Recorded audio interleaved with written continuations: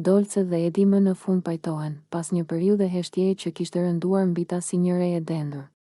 Çdo fjalë e pa thënë, çdo keqkuptim i vogël, tani duket se është shkrirë në ajër. Ata qëndrojnë pranë njëri tjetrit, aq afër sa frymëmarrjet u ndërthuren natyrshëm, sikur zemrat e tyre të kenë gjetur sërish të njëjtin ritëm. Dolce e mbështet kokën mbi supin e Edit me një qetësi që tregon se më në fund ndihet e sigurt, e mbrojtur, e dashur. Edi e afron edhe më shumë, duke e mbajtur me kujdes, sikur të kishte frikë se mos kjo lumturi e sapo gjetur mund t'i shpëtojë nga duart. Ai i puth lehtë qafën, një puthje e ngrohtë, e mbushur me ndjenjë.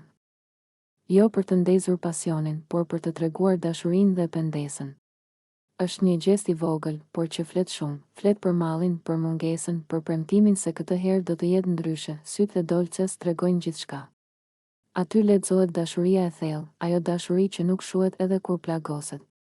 Ka ende një shkëlqim të butë, një ndriçim që vjen vetëm kur zemra është e mbushur plot.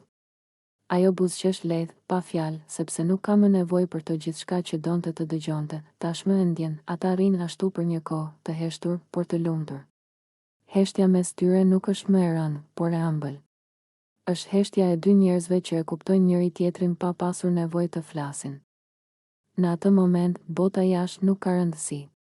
Ka vetëm ata të dy, krah për krah, me kokat e mbështetura mbi njëri tjetrin, duke ndarë paqen dhe dashurinë që u kishte munguar. Pajtimi i tyre nuk është thjesht një fund i një zënke, por një fillim i ri.